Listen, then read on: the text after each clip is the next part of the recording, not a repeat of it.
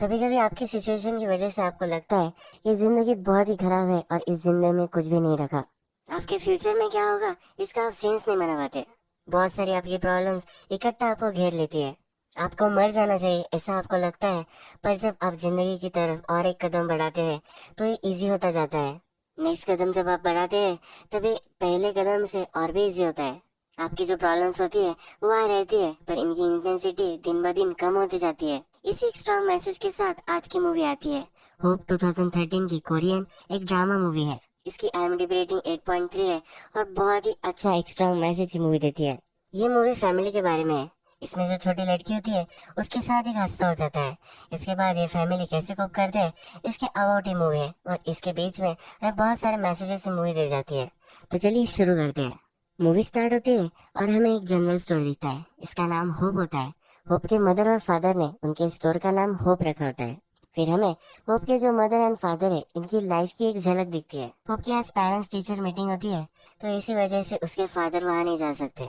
आज उसकी मदर वहाँ जाने वाली होती है और इसके लिए वो रेडी हो रही होती है। होप की मदर का नाम हम क्रीम रखेंगे। होप के फादर का नाम के। होप के जो फादर होते हैं यानी कि के, ये फैक्ट्री में काम करते हैं। इनकी फाइनेंशियल सिचुएशन उतनी अच्छी नहीं होती। इसी वजह से इन्हें ग्रोसरी शॉप भी चलाना पड़ता है और बहुत सारी काम करना पड़ता है। क्रीम फिर पेरेंट्स की मीटिंग में आती है और सब लेडी पेरेंट्स फिर रेस्टोरेंट में जाते हैं। क्रीम की बहुत ही अच्छी एक फ्रेंड भी होती है। इसका नाम हम स्काइलर रखेंगे और ये भी यहाँ होती है। तब क्रीम की फ्रेंड उसे कहती है कि आज तुम्हें पे करना है। ये जो सब लेडी पेरेंट्स का ग्रुप होता है तो इसमें वो क्रीम को नहीं लेते थे पर उसकी फ्रेंड ने इनको मना लिया था। इसी वजह से क्रीम को भी इसमें अब शामिल वो कर रहे हैं। क्रीम के पास इतने पैसे नहीं होते तो उसे क्रेडिट कार्ड से पे करना पड़ता है। ये क्रीम की जो फ्रेंड है स्काइलर, इसका हस्बैंड के साथ काम करता है। के का वो मैनेजर है। क्रीम फिर स्काइलर को कहती है कि सब चीजें कितनी ज्यादा कॉस्टली हो चुकी है। वो उसे कहती है तुम्हारे हस्बैंड से तुम बात करो, मेरे हस्बैंड की सैलरी बढ़ा दे। स्काइलर कहती है कि वो सिर्फ मैनेजर है, वो सैलरी नहीं बढ़ा सकता। स्काइलर क्रीम को देखकर समझ जाती है कि क्रीम प्रेग्नेंट है। उसे वो पूछ भी लेती है। क्रीम को चिंता होती है क्योंकि के ने अभी तक नोटिस नहीं किया होता। 3-4 महीने बीत चुके होते हैं फिर भी उसने उसे कुछ भी नहीं बताया था। के और वॉल्टर जो है ये भी अच्छे फ्रेंड्स है। इनका लंच ब्रेक जब होता है तो उनकी कंपनी में इन्हें चिकन वगैरह खाने को मिलता है। वॉल्टर को ये खाना होता है पर इसे सबके लास्ट में खाना पड़ता है। जो लास्ट पीस होता है वो के लेकर जाता है। वो फिर कहता है कि मुझे घर में ऐसा कुछ खाने के लिए नहीं मिलता। उसे बहुत ही बुरा लग रहा होता है तो के भी इसका मजा लेता है और फिर उसे ये पीस दे देता है। ये दोनों इन दोनों की फाइनेंशियल सिचुएशन बहुत ही सेम होती है और ये दोनों अच्छा खाना घर पर अफोर्ड नहीं कर पाते। पर इनकी फ्रेंडशिप जो होती है ये बहुत ही सही होती है। इसके बाद पहली बार हमें होप दिखती है। वो अपने क्लासरूम में होती है और अपने फ्रेंड का वेट कर रही होती है। ये जो उसका फ्रेंड होता है ये वॉल्टर और स्कैलर का ही बेटा होता है। इसका नाम हम चिंटू रखेंगे। चिंटू अपने फ्रेंड के साथ होता है और इसे इग्नोर करता है। होप इसके साथ घर जाना चाहती है पर वो आगे आगे भाग जाता है। होप और चिंटू दोनों गेम की मशीन के पास आते हैं। चिंटू उसे अच्छी तरह से हैंडल नहीं कर रहा था तो होप कहती है कि तुम्हें ऐसा नहीं करना चाहिए, तुम इसे खराब कर दोगे। इन दोनों में यहाँ थोड़ा सा झगड़ा हो जाता है। चिंटू उसे तुम बहुत ही छोटी हो ऐसा बोलता है और वो उसे कहती है तुम्हारा फेस बहुत ही बड़ा है। इन दोनों का झगड़ा होकर फिर होप घर आ जाती है। होप अपनी डिनर टेबल पर होती है और मैथ्स के क्वेश्चन सॉल्व कर रही होती है। ये कहती है कि बहुत ही ट्राई करती हूँ पर ये क्वेश्चन मुझसे सॉल्व ही नहीं होते। उसकी मदर फिर उसे कहती है कि मुझे बता कि ये क्वेश्चन क्या है। फिर वो कहती है कि एक लड़की के पास 9 पेंसिल है और मेरे पास 3 ही है। अगर हमारे दोनों के पास सेम हो जाए तो हम दोनों के पास ईच कितने पेंसिल्स हो गए। इसकी मदर फिर उसे कहती है कि सिंपल है, तुम इसे ऐड कर लो और फिर डिवाइड कर लो 2 से। वो कहती है कि मैं इसे रियल लाइफ सिचुएशन से कंपेयर कर रही हूँ। अगर मेरे पास 3 पेंसिल हो और चिंटू के पास 9 पेंसिल हो तो मुझे कभी भी उसके 3 पेंसिल नहीं देगा। वो कभी भी 6 इक्वल नहीं होने देगा। यहाँ पता चलता है कि वो बहुत इंटेलिजेंट है। क्या के भी होता है पर वो अपना बेसबॉल मैच देखने में बहुत ही बिजी होता है। क्यों उसे शांति से डिनर करने के लिए रिस्ट्रिक्ट कर रही होती है पर फिर उस पर चिढ़ जाती है और उसे उसका मैच देखने के लिए परमिशन दे देती है। नेक्स्ट में हमें होप और के दोनों एक ही काउच में टीवी देखते देखते सो गए हैं ये हमें दिखता है। इसका मतलब है कि कभी कभी अब्सेंट फादर हो सकता है पर at the end of the day ये अपनी फैमिली को ही इम्पोर्टेंस देता है। नेक्स्ट डे जब होप को स्कूल जाना होता है तो उसके फ्रेंड नीचे आते हैं। होप के मदर को लगता है कि होप को ले जाने के लिए आए हैं पर उसका फ्रेंड यानी ये चिंटू वहां से अपने फ्रेंड के साथ चला जाता है। होप को अपने हेयर सही से आज लगाने होते हैं इसलिए वो लेट हो जाती है। वो के से अपने हेयर बांध देने के लिए बोलती है, पर के भी बहुत ही बिजी होता है, तो जल्दी जल्दी से कर रहा होता है, तो अच्छे से वो कर नहीं पाता। क्रीम नीचे ग्रोसरी स्टोर चला रही होती है, तो वो भी उसे हेल्प नहीं कर पाती। होप को बहुत ही बुरा लगता है क्योंकि उसके पेरेंट्स उसके लिए टाइम नहीं निकाल पाते। होप फिर नाराज होकर स्कूल के लिए निकल जाती है। यहाँ बारिश आने लग जाती है, तो क्रीम उसके पीछे भागती है और उसे छाता दे देती है। होप अपसेट होती है, तो उसकी मदर अब उसे कहती है कि कल मैं तुम्हें अच्छे से रेडी कर दूंगी। क्रीम कहती है, क्या मैं तुम्हारे साथ स्कूल तक आ सकती हूँ? होप कहती है कि नहीं, यहाँ से मैं भागती भागती चली जाऊंगी। और भी नाराज होती है। क्रीम उसके लिए कंसर्न होती है और उसे कहती है कि जो छोटा सा रोड है वहां से तुम मत जाओ, तुम्हें एक बड़े से रोड से जाना है जहाँ बहुत सारे लोग होंगे। फिर हमें दिखता है कि अपने काम में बिजी हो जाता है, क्रीम अपने काम में बिजी हो जाती है। जब होप स्कूल के लिए जा रही होती है, तो उसके पास एक आदमी आ जाता है। ये आदमी उसे बोलता है कि क्या तुम मुझे तुम्हारी छतरी लेन करोगी, हम दोनों इस छतरी में जाएंगे। ये उसे बोलती है कि वो लेट हो रही है, पर ये जो रास्ता होता है ये सुनसान होता है। ये इससे बहुत ही डर रही होती है। जब मूवी स्टार्ट हुई थी, तब हमें दिखा था कि होप एक काइट की तरफ देख रही थी। जब ये आदमी इस मूवी में आ चुका है, तब हमें काइट बर्बाद हुआ दिखा है। ये काइट होप का फ्रीडम रिप्रेजेंट करता है और अब ये खत्म हो जाने वाला है। नेक्स्ट सीन में हमें इसकी अमरे तहस हो चुकी है ऐसा दिखता है, और होप खून से लथपथ पड़ी हुई है। इसके पास एक मोबाइल होता है जिससे वो 911 को कॉल कर देती है। स्कूल की यहाँ फिर पुलिस आती है, एम्बुलेंस आती है और उसे हॉस्पिटल में लेकर जाती है। क्रीम को उसकी फ्रेंड स्काइलर को कॉल आता है। उसे कहती है स्कूल के यहाँ इंसिडेंट हुआ है। स्काइलर थोड़ी सी कंसर्न हो जाती है। जबकि अपना काम कर रहा होता है, तभी उसे कॉल आता है और ये हॉस्पिटल से कॉल होता है। ये वो पहले बिलीव नहीं कर पाता और फिर हॉस्पिटल में आ जाता है। होप बहुत ही इंजर्ड हो चुकी होती है। जिस आदमी ने होप को हर्ट किया था, उस आदमी ने उसे चाकू से मार भी दिया था। इसके इंटेस्टाइन उसने फाड़ दिए थे। कीको ये सब डॉक्टर बता रहे होते हैं। वहाँ क्रीम भी आती है। ये वहाँ रोने लग जाती है। ये वो देख नहीं सकती, इसी वजह से वो बाहर चली जाती है। कि अपने आप को संभालता है और वो टफ है ऐसा वो प्रिटेंड कर कर वही खड़ा होता है। वो डॉक्टर से पूछता है कि अब क्या करना पड़ेगा। होप की अब सर्जरी होने वाली होती है।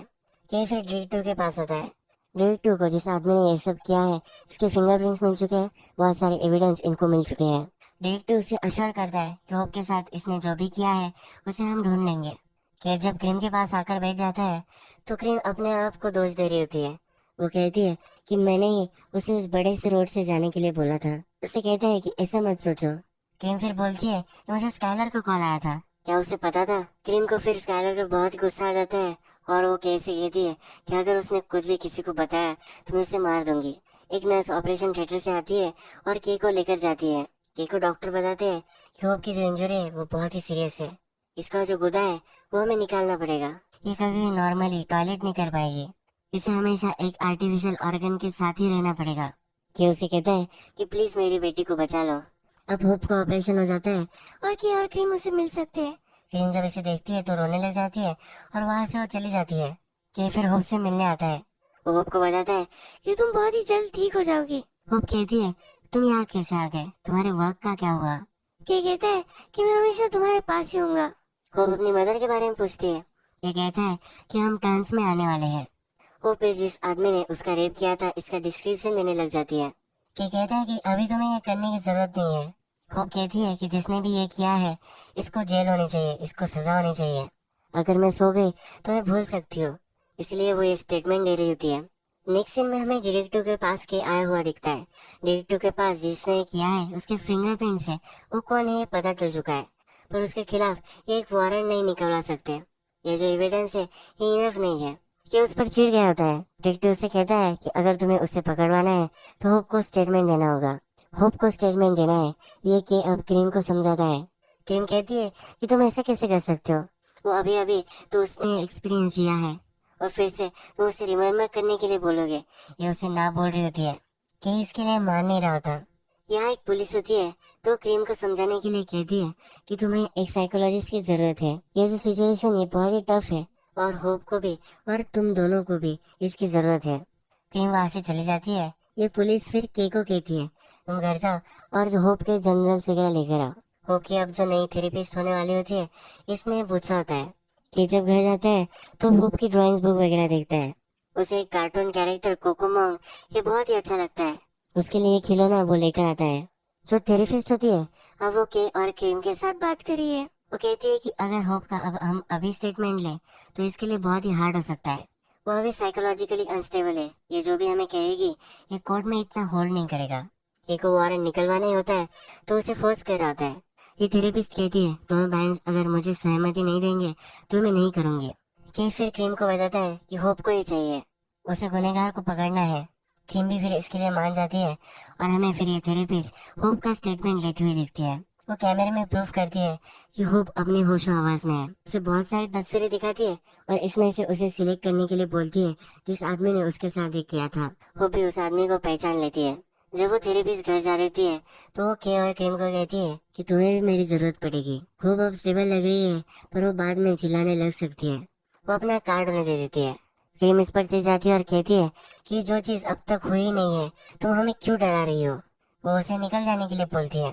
हुप ने अब स्टेटमेंट दे दिया है तो बहुत सारे पुलिस ऑफिसर जाते हैं और जिसने ये किया होता है उसको पकड़ लेते हैं। के को जब ये पता चलता है तो पुलिस स्टेशन के पास भागता है।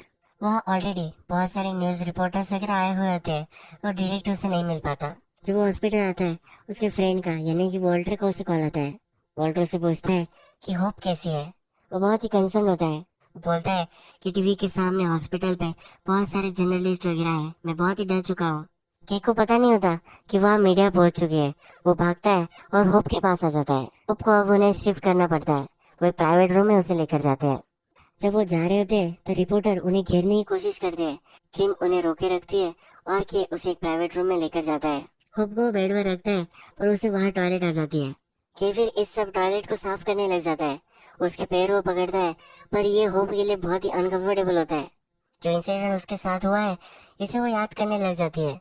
ये पैर वगैरह मारने लग जाती है पर के अभी भी सब साफ कर रहा होता है। जब के होप को देखता है तब उसे पता चलता है कि होप अब क्या महसूस कर रही है। होप को उसके फादर का टच भी उस रेपिस्ट के टच की तरह लग रहा था। ये बहुत ही घिनौनी रियलाइजेशन केक को होती है। होप रो रो कर बहुत ही डिस्टर्ब हो जाती है और उसकी हालत और भी खराब हो जाती है। केक को बहुत ही दुख होता है और होप से वो दूर चला जाता है। क्रीम जब रिपोर्टर को रोक रही होती है तभी उसे चक्कर आती है और वो गिर जाती है। अब वो प्रेग्नेंट है ये केक को पता चल चुका है।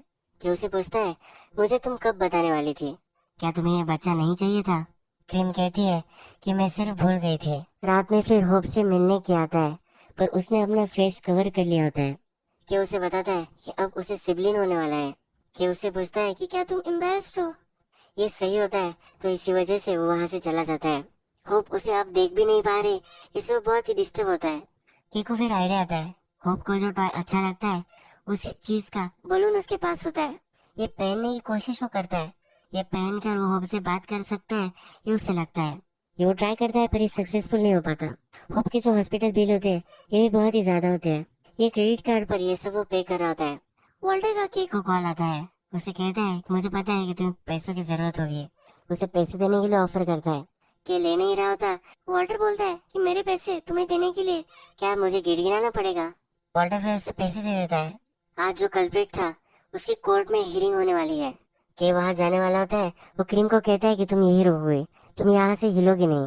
क्रीम को मिलने फिर उसकी फ्रेंड स्काइलर आती है। स्काइलर उसे कन्फ्रंट करती है और बोलती है कि क्या तुम्हें सचमुच में लगा था कि मुझे पता है कि ये होप ही है, मैं कभी भी ऐसा नहीं कर सकती।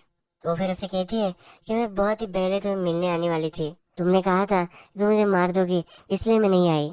क्रीम कहती है मैंने बोला था मैं कर सकती हूँ, मैं करने वाली थी, ऐसा नहीं था। स्काइलर फिर उसे सहारा देती है और बोलती है कि तुम रो भी नहीं सकती, तुम स्ट्रांग हो ऐसा तुम प्रिटेंड कर रही हो।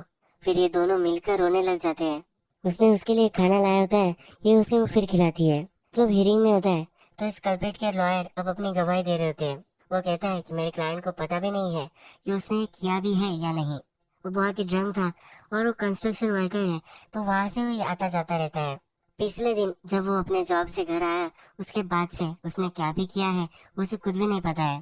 कोर्ट में सब सबूत भी पेश किए जाते हैं। जज कहता है कि इस केस की और भी इन्वेस्टिगेशन होनी चाहिए, इसलिए वो नेक्स्ट डेट दे देता है। अब हमें हॉस्पिटल दिखाया गया है और क्रीम को चीयर अप करने के लिए इसके जो भी सब फेवरेट टॉयज है इनको पहनकर उसे चीयर अप करने की कोशिश की जा रही होती है। ये उसके थेरेपिस्ट का आइडिया होता है। इसमें क्रीम, स्काइलर और जो एक नर्स थे ये भी होते हैं। ये उसके पास जाते हैं और डांस करने लग जाते हैं। वॉल्टर जब आता है तो क्रीम से पूछता है तुम तो इस थेरेपिस्ट को निकल जाने के लिए बोल रही थी। क्रीम उसे कहती है होप को ये हेल्प कर रही है, यही इनफ है। होप को चीयर अप करने के लिए ये सब जो कॉस्ट्यूम उन्होंने लाए हुए होते हैं इनका बहुत ही बिल आ जाता है। अभी के लिए तो के इसे पे कर देता है, पर नेक्स्ट डे पे नहीं कर पाता। इसके प्राइजेस जो पूछता है तो उन्हें कहता है, क्या मैं इसे इंस्टॉलमेंट में पे कर सकता हूँ? ये जिस आदमी के कॉस्ट्यूम होते हैं उसे बुरा लगता है। वो फिर उसे एक बड़ा सा कॉस्ट्यूम लेता है और उसे दे देता है। वो कहता है कि हम इसे ज्यादा यूज नहीं कर सकते, तुम्हें जब तक लगे तब तक तुम इसे यूज करो, जब तुम्हारा काम खत्म हो जाएगा तब तुम इसे वापस दे देना। रात में थेरेपिस्ट और क्रीम दोनों बैठे हुए होते हैं। थेरेपिस्ट उसे कहती है कि मेरी जो बेटी थी उसके साथ भी यही हुआ था। वो जब 16 साल की हुई थी तब उसने सुसाइड कर ली थी। इस थेरेपिस्ट से भी ये रहा नहीं गया था, इसलिए उसने भी सुसाइड करने की ट्राई की, पर इससे उसका पैर पैरालाइज हो गए। वो क्रीम को कहती है कि मुझे पता है कि तुम किस चीजों से गुजर रही हो। कि होप से डायरेक्टली अब बात नहीं कर पा रहा तो एक कॉस्ट्यूम वो पहन लेता है और होप के पास आ जाता है। होप एक स्लेट पर लिख रही होती है और वैसे वो बात कर रही होती है, उसे बात नहीं की जा रही होती। वो उससे पूछती है कि तुम्हारे फ्रेंड्स कहाँ गए? कि उसे कहता है कि वो घर चले गए हैं। होप कहती है कि तुम्हें भी घर जाना चाहिए। वो उसे हक कर लेती है और फिर के घर चला जाता है। नेक्स्ट सीन में हमें दिखता है कि थेरेपिस्ट होप से बात कर रही है। होप अभी भी स्लाइड पर लिख रही होती है। वो एक बोर्ड निकालती है और उसमें बटरफ्लाई लिखती है। वो कहती है कि अब मैं तुमसे बहुत सारी बातें करने वाली हूँ। जो भी बात मैं तुमसे करूंगी इसके बाद में मैं एक बटरफ्लाई इस बोर्ड पे रखूंगी। जब ये बोर्ड भर जाएगा तुम्हारा जो पेन तुम महसूस कर रही हो ये भी बहुत सारा खत्म हो जाएगा। तुम उससे डायरेक्टली बात कर सकोगे। थेरेपिस्ट और होप ये दोनों बहुत सारी बातें करते हैं और अब इसका जो बोर्ड है ये पूरा सा भर चुका है। अब होप डायरेक्टली फ्रीली उससे बात कर पाती है। थेरेपिस्ट फिर होप से पूछती है कि आज डेट क्या है। वो उसे डेट बता देती है। थेरेपिस्ट कहती है तुम्हारा समर ब्रेक चल रहा था, अब ये खत्म हो जाने वाला है, तुम फिर से स्कूल में जा सकते हो। होप कहती है कि मैं नहीं जा सकती। थेरेपिस्ट उससे पूछते है क्यों नहीं जा सकती?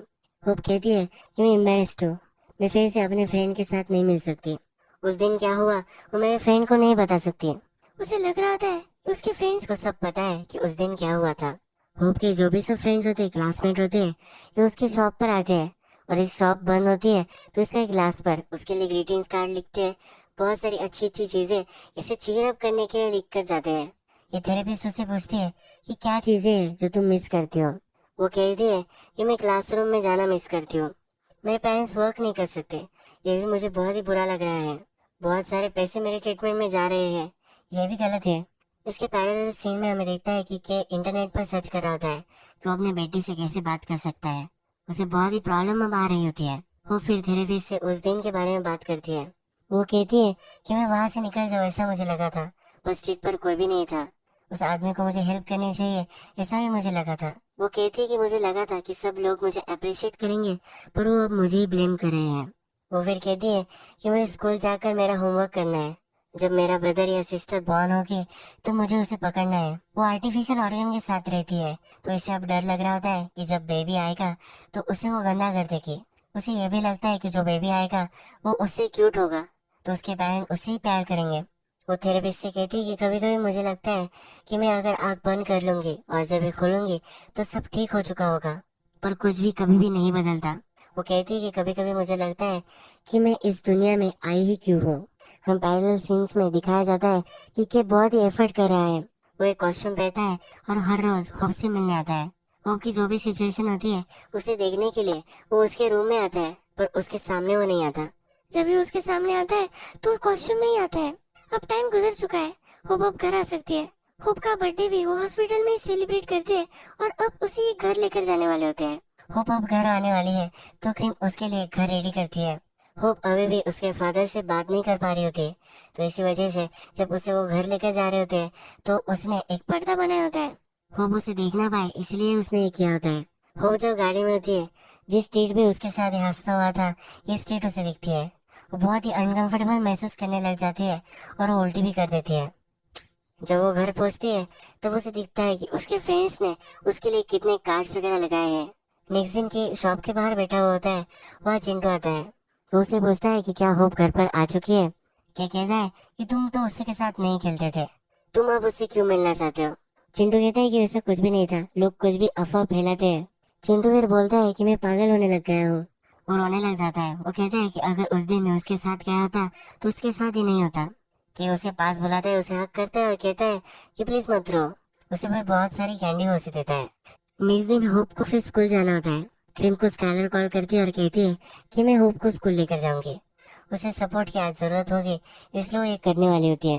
ये रास्ते से जब जा रहे होते हैं फिर से वो वही स्ट्रीट पर आ जाते हैं। होप को फिर से वो फीलिंग्स आए, इसी वजह से के ने कॉस्ट्यूम पहनकर वहाँ खड़ा हुआ होता है। उसका फ्रेंड उसे हमेशा सपोर्ट करने के लिए वहाँ है, ये ऐसा उसे सपोर्ट कर कर जता रहा होता है। ये फिर होप के प्रिंसिपल से भी मिलता है। वो उसे कहता है तुम्हें ध्यान रखना है, होप किसी भी मेल टीचर के डायरेक्ट कांटेक्ट में ना आ जाए। होप जब स्कूल जाती है तो उसे एक पैक पहन कर जाना पड़ता है जो हमेशा आवाज करती है। बच्चे ये उससे पूछ सकते हैं। केको फिर ऐड आता है और एक पाउच उसे वो गिफ्ट करता है। इस पाउच में बहुत सारे चॉकलेट्स वो रख देता है। इससे जब उसके फ्रेंड उसके पाउच के बारे में पूछेंगे तब ये आवाज उसके टॉफी से आ रही है, उसके चॉकलेट से आ रही है, ये वो बता सकती है। उसे एम्बैरेस फील नहीं होना चाहिए, इसलिए कि उसे पाउच देता है। क्रीम थेरेपिस्ट के साथ होती है तो उसे अपनी फीलिंग्स बताती है। वो कहती है कि मैं कभी कभी विश करती हूँ जो होप के साथ हुआ है वो सभी बच्चों के साथ हो जाए, इससे सब नॉर्मल हो जाएगा। होप को भी वो नॉर्मल है ऐसा लगेगा। नेक्स्ट दिन जब होप स्कूल जाना चाहती है तो चिंटू भी उसके साथ आता है। होप उसे कहती है कि मैं तुम्हारे साथ नहीं चलना चाहती, तो चिंटू कहता है मैं तुम्हारे पीछे पीछे चलूंगा। उसे सपोर्ट करने के लिए उसके साथ आया हुआ होता है। जब स्कूल चल रही होती है तब के अपना वर्क छोड़ देता है, कॉस्ट्यूम पहन लेता है और स्कूल के बाहर कॉस्ट्यूम पहन कर आ जाता है। वो होप को सपोर्ट देने के लिए। ये अकेले नहीं है, उसका फ्रेंड उसके साथ है, इसी वजह से वो यहाँ आया हुआ होता है। यहाँ होप के फ्रेंड्स जब उसके उसके पाउच के बारे में पूछते हैं तब ये बता देती है कि ये इसमें टॉफीज है। उसके फ्रेंड्स को ये चॉकलेट भी दे देती है। केक का जो प्लान था वो सक्सेसफुल हो जाता है। होप जब घर जा रही होती है तो कॉस्ट्यूम में के भी वहाँ होता है। उसे पूरे रास्ते में सपोर्ट देने के लिए वहाँ होता है। चिंटू अब होप के साथ चल रहा है। वो उससे पूछता है कि क्या ये तुम्हारा नया फ्रेंड है। वो कहती है कि हाँ, ये मेरा नया फ्रेंड है। चिंटू फिर उससे पूछता है कि बॉय है या गर्ल है। होप कहती है कि ये मेरा फ्रेंड है, ये बॉय है या गर्ल है ये मुझे नहीं पता। यह सीन हमें कुछ बताता है। होप को अपने फादर से ही प्रॉब्लम हो चुका था। उसे हर आदमी में कल्प्रिट दिख रहा था। जो भी मेल उससे संपर्क में आ रहे थे उन सबसे वो डर रही थी। अब उसे एक रियलाइजेशन हो चुका है, जो फ्रेंड्स होते हैं ये कभी भी मेल फीमेल ऐसे नहीं होते, ये सिर्फ फ्रेंड्स होते हैं। कभी भी हम उनमें कुछ डिफरेंस नहीं कर सकते। वो हमें सपोर्ट करने के लिए यहाँ है, ये उसे अब रियलाइज हो चुका है। होप जब घर पर आती है तो घर के पास कॉस्ट्यूम में क्या होता है। वो फिर उसके पास जाती है, उसे बोलती है कि क्या तुम मेरे फादर हो, मुझे प्लीज बताओ। मैं तुमसे बात नहीं कर रही थी, क्या इसी वजह से तुम ये सब कर रहे हो। वो फिर अपने फादर के लिए केयर करती है। उसे कहती है कि तुम्हें अंदर बहुत ही हॉट महसूस हो रहा होगा।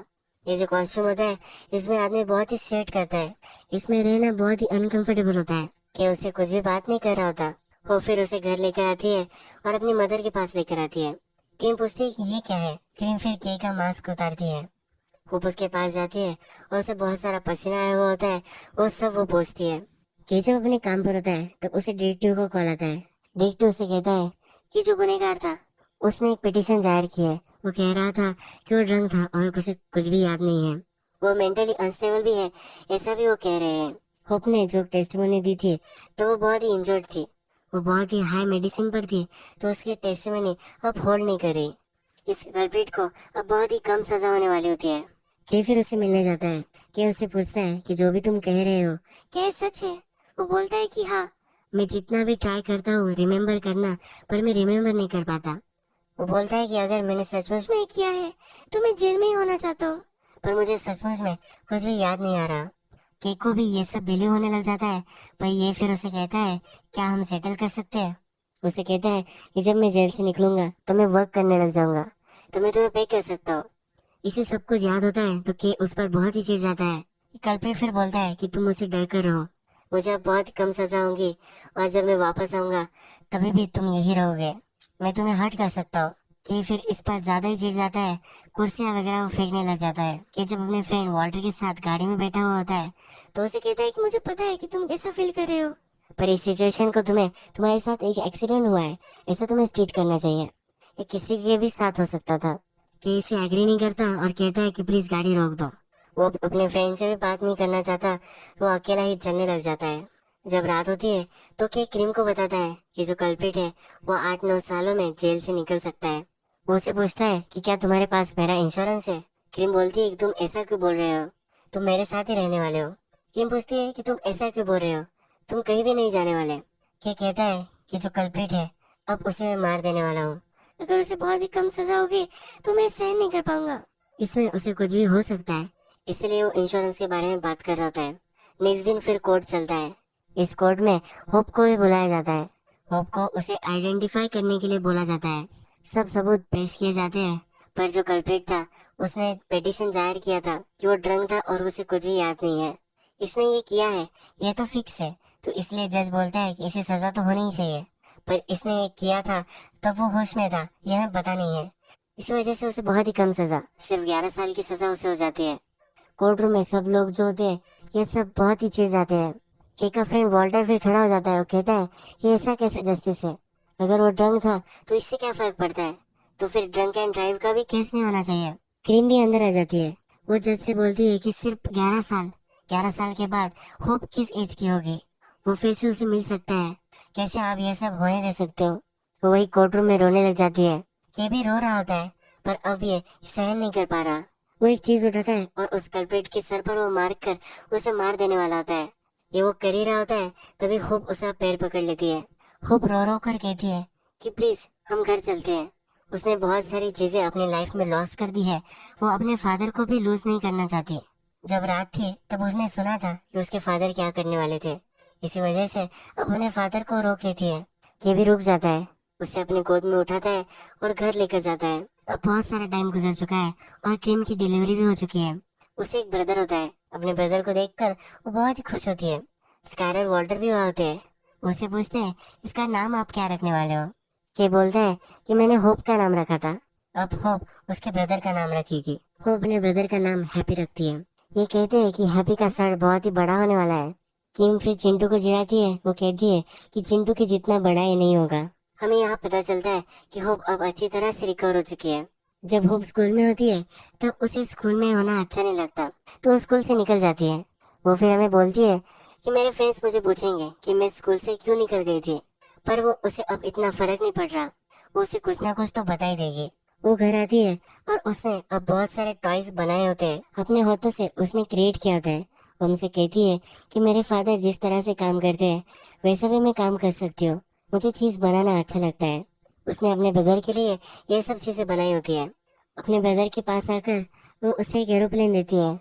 वो फिर हमें कहती है कि इस दुनिया में आना, हमें जन्म मिलना, ये एक ब्लेसिंग होती है। ये मूवी यहाँ खत्म हो जाती है, पर इस मूवी का मैसेज की हम बात करेंगे। जब होप हॉस्पिटल में थी और थेरेपिस्ट से बात कर रही थी, उसे बहुत सारे प्रॉब्लम थे।